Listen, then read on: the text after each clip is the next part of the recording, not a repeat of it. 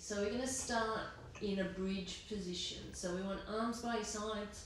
Your band can be on your knees, above your knees, below your knees. In the grand scheme of things, the position of it when you're doing a bridge like this doesn't really matter.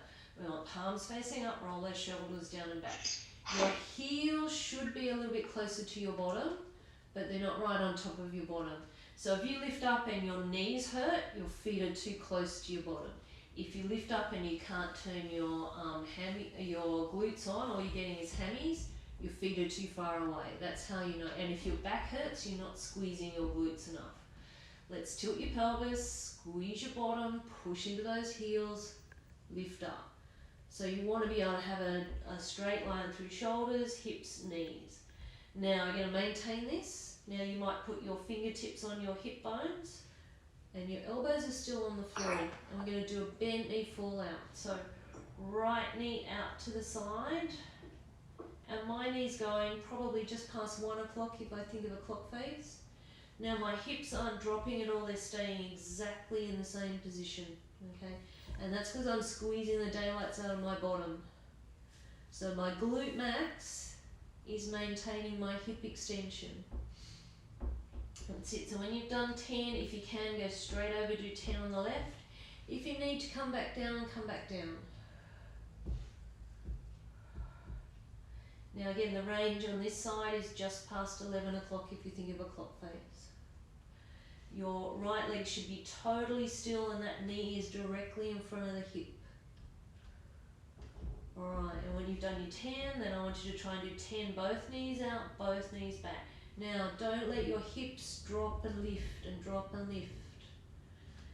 The range is smaller, so my knees are going probably between 11 and 1.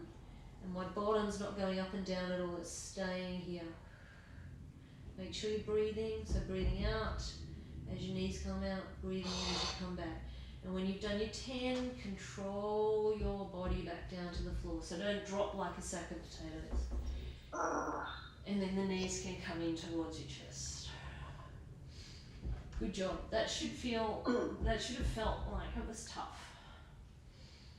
That was good. Alright, we're going to do knees over hips now and flex the feet. Okay, so we want to make sure that your knees are pretty much directly over your hips. If you find that your back's not happy with that, bring your knees a little bit closer in towards your chest. But I always aim for knees over hips and I flex my feet. Okay, arms are by your sides, roll those shoulders down and back.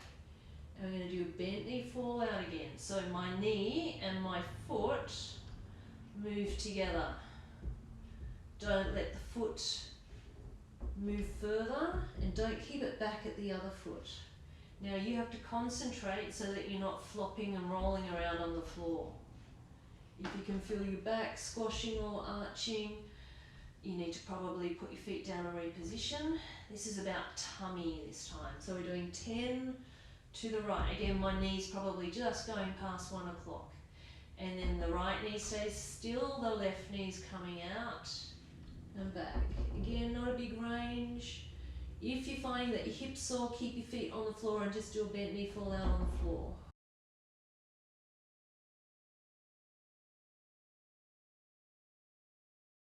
Going out to the left, and now if you've done that, you might need a little rest in between, or you can do both knees out and both knees back. Both knees out and both knees back. And again, concentrate on the knees, and the feet should move with the knees. And breathe. Breathe out, knees out, breathe in, knees back. This one's not easy, you should be feeling your tummy working. If you need to have a little break, and then lift back up. And I'm doing 10. Relax the neck and shoulders, the neck shouldn't be doing the work for you. And when you've done your 10, bring your knees in towards your chest and do a little rock. Alright, we're going to roll onto our side, we're going to do a clam with a band. Alright, so the band's still staying at your knees. Roll onto whichever side you like. Now, I'm just going to move so my knot is not at the floor. Theoretically or technically, you should have your better bottom uppermost first. Now, and pillow underneath your head. I've got my arm there. You can either have it stretched out or bent. Think about what you're doing with your lumbar spine. So you want to be lumbar spine neutral. Lift those heels so you can check that they line up with your glutes. Alright. And then you want to keep the weight into, or push into your heels, lift the top knee from the bottom knee. The last thing I didn't say was make sure that top hip is just fractionally in front of the bottom hip. And we're going to lift the top knee from the bottom knee. Now if your positioning is correct, that knee shouldn't come up any higher than hip height. And you should feel back pocket area really quite intense. Again, think about your breathing. Breathe out, lift up. Breathe in, lower. And I stop short of touching that bottom knee to, the top knee to the bottom knee, I should say. And if you're not feeling it again, think about what's happening at your torso. You need length in that torso. If you've hitched your hip, you're probably using some of your back muscles to do this.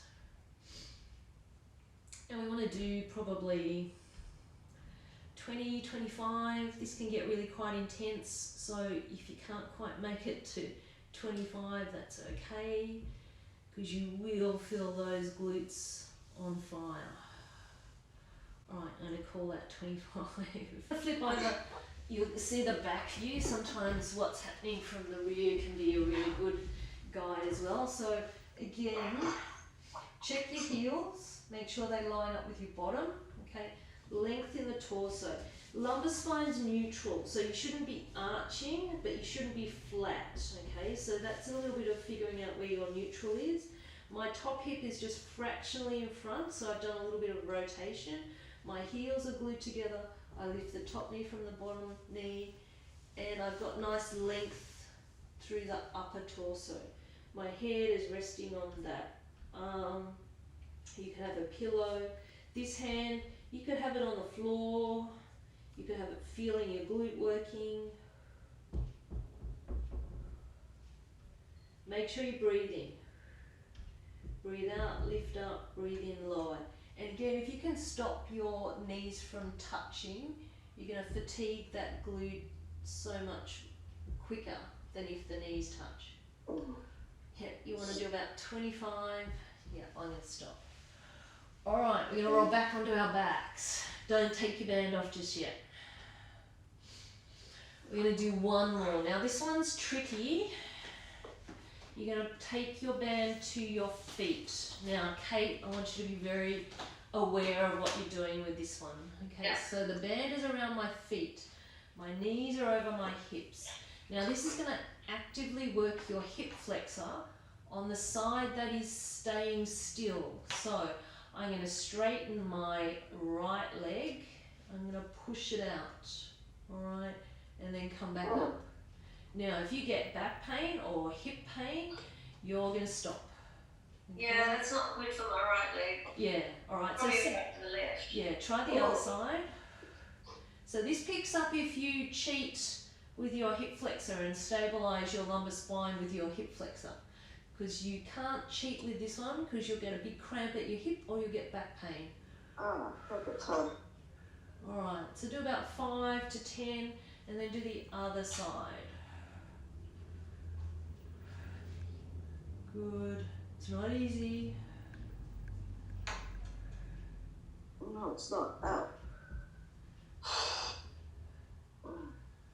Alright, and when you've done 5 to 10, take the band